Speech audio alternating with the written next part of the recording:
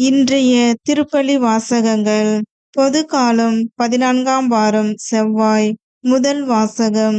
அவர்கள் காற்றை விதைக்கிறார்கள், கடும் புயலை அறுப்பார்கள். இறைவாக்கினர் ஓசையா நூலிலிருந்து வாசகம். அதிகாரம் 8, இறை வார்த்தைகள் 4 முதல் 7 மற்றும் 11 முதல் 13 முடிய.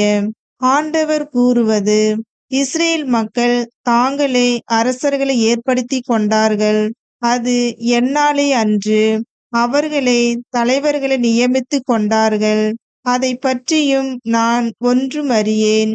தங்கள் வெள்ளியாலும் பொன்னாலும் தங்களுக்கு என சிலைகளை செய்தார்கள்.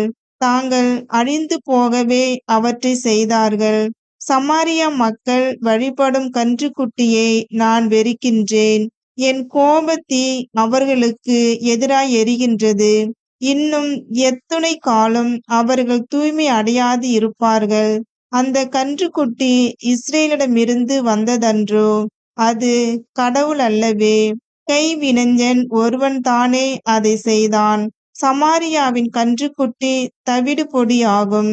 அவர்கள் காற்றை விதைக்கிறார்கள், கடும் புயலை அறுப்பார்கள். வளரும் பயிர் முற்றுவதில்லை, கோதுமை நன்றாக விளைவதில்லை. அப்படியே விளைந்தாலும் அந்நியரே அதை விழுங்குவர். எப்ராயிம் பாவம் செய்வதற்கென்றே பலிபீடங்கள் பல செய்து கொண்டான். அப்பீடங்களே அவன் பாவம் செய்வதற்கு காரணமாயின. ஆயிரக்கணக்கில் நான் திருச்சட்டங்களை எழுதி கொடுத்தாலும் அவை நமக்கில்லை என்றே அவர்கள் கருதுவார்கள். பலியை அவர்கள் விரும்புகின்றார்கள், பலி கொடுத்து அந்த இறைச்சியையும் உண்ணுகிறார்கள். அவற்றின் மேல் ஆண்டவர் விருப்பம் கொள்ளவில்லை. அதற்கு மாறாக அவர்கள் தீச்செயல்களை நினைவில் கொள்கின்றார். அவர்கள் செய்த பாவங்களுக்கு தண்டனை வழங்குவார். அவர்களோ எகிப்து நாட்டிற்கு திரும்புவார்கள். ஆண்டவரின் அருள்வாக்கு. இறைவனுக்கு நன்றி. பதிலுரை பாடல். திருப்பாடல் 115. வசனங்கள் 3, 4, 5, 6, 7, 8, 9 மற்றும் 10 முடிய. பல்லவி.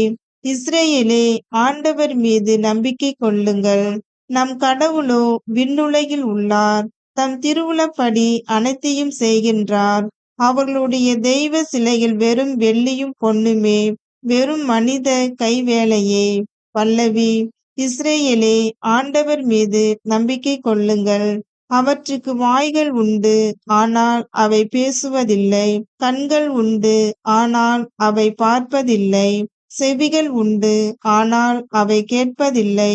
மூக்குகள் உண்டு, ஆனால் அவை முகர்வதில்லை. பல்லவி. இஸ்ரேலே, ஆண்டவர் மீது நம்பிக்கை கொள்ளுங்கள். கைகள் உண்டு, ஆனால் அவை தொட்டுணர்வதில்லை. கால்கள் உண்டு, ஆனால் அவை நடப்பதில்லை. தொண்டைகள் உண்டு, ஆனால் அவை குரல் எழுப்புவதில்லை. அவற்றை செய்கின்றோரும் அவற்றில் நம்பிக்கை கொள்ளும் அனைவரும் அவற்றைப் போல் ஆவர். பல்லவி. இஸ்ரேலே, ஆண்டவர் மீது நம்பிக்கை கொள்ளுங்கள். இஸ்ரேலரே, ஆண்டவர் மீது நம்பிக்கை கொள்ளுங்கள். அவரே உங்களுக்கு துணையும் கேடயமும் ஆவார். ஆரோனின் குலத்தாரே, ஆண்டவர் மீது நம்பிக்கை கொள்ளுங்கள். அவரே உங்களுக்கு துணையும் கேடயமும் ஆவார். பல்லவி. இஸ்ரேலரே, ஆண்டவர் மீது நம்பிக்கை கொள்ளுங்கள். நற்செய்திக்கு முன் வாழ்த்தொலி. அல்லேலுயா, அல்லேலுயா. நல்ல ஆயன் நானே, நானும் என் நாடுகளை அறிந்திருக்கிறேன், என் நாடுகளும் என்னை அறிந்திருக்கின்றன. அல்லேலுயா, அல்லேலுயா. நற்செய்தி வாசகம். அறுவடை மிகுதி, வேலையாட்களோ குறைவு. மத்தேயு எழுதிய தூய நற்செய்தியிலிருந்து வாசகம். அதிகாரம் 9, இறை வசனங்கள் 32 முதல் 38 முடிய. அக்காலத்தில் பேய் பிடித்து பேச்சிழந்த ஒருவரை சிலர் இயேசுவிடம் கொண்டு வந்தனர்.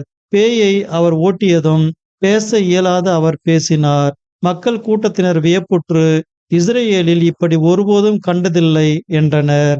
ஆனால் பரிசேயர், இவன் பேய்களின் தலைவனை கொண்டு பேய்களை ஓட்டுகிறான் என்றனர்.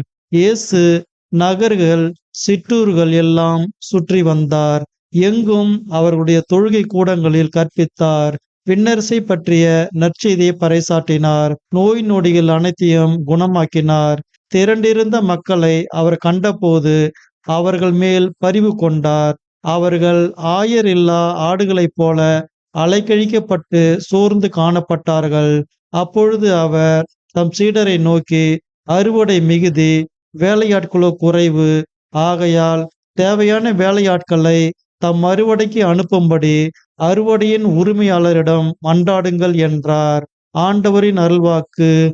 கிறிஸ்துவே உமக்கு புகழ்.